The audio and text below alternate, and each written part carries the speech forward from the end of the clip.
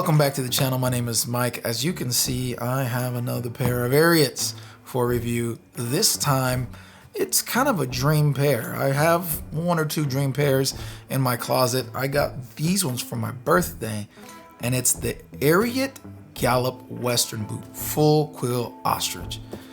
So let us take a look. Now, as you can see here, the box is kind of beat up and covered in tape. What's up with that? Well, I purchased these on Amazon. Rarely do you find, I find all my deals on eBay, usually. I found some deals on Ariat's own website when they're running a sale. These I found on Amazon and they were on sale. When they came like this, and I was like, what the heck? So we'll talk about that. We'll talk about it. Anyway, let's get the opening.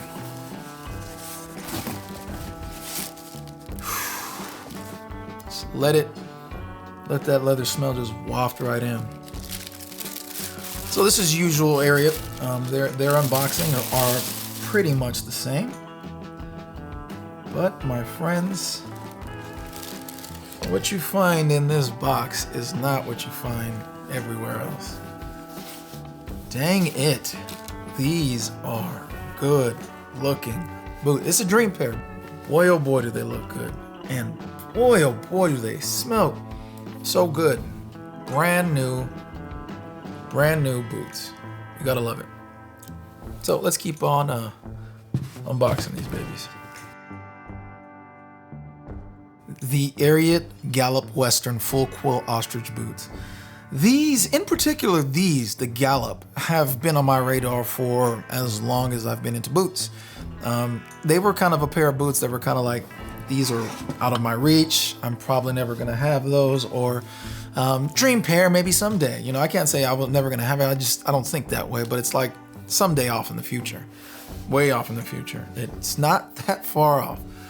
So these guys are full quill ostrich in the vamp here, as you can see. Excellent looking boot. Check out these close-ups and beauty shots. I love the color. It is one of my favorites. And I guess this color and the cognac are my favorites simply because the full quills just stand out. And full quill ostrich is just its own thing. And I really love it. I love the supple and soft nature of ostrich leather. No, it is not as durable as cow leather, and one of the points I like to reference is Rose Anvil when he tested these very same boots, and then he tested another pair of Benchmade Ariat full quill ostrich boots, and he did a puncture test, he did a stretch test, a rip test, a tear test, whatever you want to call it, and it failed in comparison to cowhide leather simply because cowhide leather is tougher.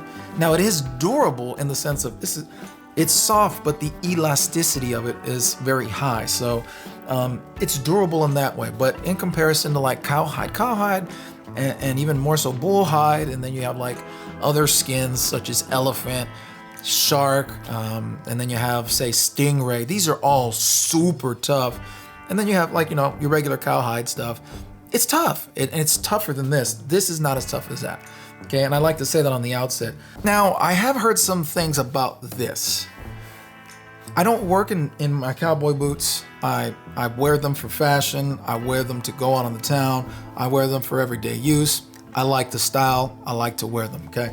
I'm not a cowboy, and I don't work on a ranch. I work from home most of the time, and then when we're out in the field doing work there, I wear cowboy boots, but I wear rubber-soled cowboy boots because I need comfort. Okay, so when I go out on the town, these guys are great. So the bad things that I've heard about these from cobblers is that this has a tendency to just fall right out, and it's because they're taking these in wet terrains, so the leather is contracting and expanding and contracting and expanding, and these are not, and so they're just falling out because they're used a lot. I don't know if that's what's going to happen here, but I've seen that in both this Ariat, and I've also seen it in Dan Post boots because they also have the hybrid soles, and same thing. These portions of these soles are coming out. So All that being said, these are a fantastic looking boot. We have the full Quill Ostrich here in the vamp, as I already said. We have a hybrid sole, both leather and rubber.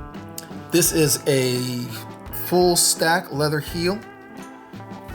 You have a good sized rubber cap. You have all brass tacks or brass nails. No lemonwood pegs, which I personally don't have a problem with. And I will say this, and this is the reason why I don't have a problem with it. Traditional boots use lemonwood pegs. But from the cobblers that I follow, hearing them talk about lemonwood pegs, they're like, it's completely optional at this point. And some will put it in just because it's a traditional thing. Yes, contract and expand with the leather, but with all of the modern techniques that boots are built with now, what I'm hearing the cobblers say is that they're really unnecessary. You don't have to do it. I've heard people argue otherwise, but the cobblers who are putting these things together, they seem to have a consensus saying that it's not really necessary. I'm sure it costs them more money to put lemonwood pegs back into it, but as I've seen other guys do, they pass that charge forward on to the client. Regardless, it doesn't bother me either way. I have boots that have both lemonwood pegs and brass nails. Your boot trees or your shoe trees should be in your boots. It's fully leather lined all the way inside. We're talking about the vamp, we're talking about the shaft. Very nice, soft, supple leather. I don't know what kind of leather it is. It doesn't give it to us on the website, so we're not hearing this is a pigskin leather or calfskin leather. I will tell you this, I have the Benchmade Ariat Bassets, which are Italian calfskin leather. That is the softest leather I think I've ever felt, especially in a boot. So soft and supple going all the way down. There's nothing like that. That is also on a different price point, but I paid way less. If you watch that video, you gotta watch that video. It is such a well-made boot, and it was so cheap. So here in the innards, we do have and I'll show you in the close-ups. You can't see anything in here, but we do have that, what looks to be like a pigskin leather. Now, I don't know for 100% sure, but just based on what I've seen in pigskin leathers, this looks very much like that. So I can't tell you what exactly that counter is made out of. Feels like leather, but it's white. I can't tell you. This is Goodyear welted, so definitely resolable. This is pretty short and to the point. It's a fantastic looking boot. So because I was purchasing it and the box was so beat up, they shipped it in this box. It didn't come in another box as it should. It came in this box, taped up and beat up. When I got it, I was like, that's not gonna fly, right? So I wrote the seller and I was like, this ain't right. Here's the pictures. This is what the box looked like. This is the blemish on the boot. So he was like, if I refund you $30, I think it was like 10%. So it came out to be around $32 or something like that. And I was like, yeah, I'll take it. So that's what I'm saying. $285-ish, $290-ish is what it comes out to be. And for that price, I'm happy. Now, I've never paid that much for a pair of boots ever in my life. But for these ones, like I said, I got some money from my birthday, and so I pushed it towards these. Obviously I put a little extra on top, and I was able to purchase these. And I'm like, that's the only way I'm going to buy these boots. Without further ado, let's get these babies on feet. This is the on-foot portion of the Ariat Gallup Western Full Quill Ostrich boot. And just right off the bat, this is one of the boots that I've been aiming to get for a long time.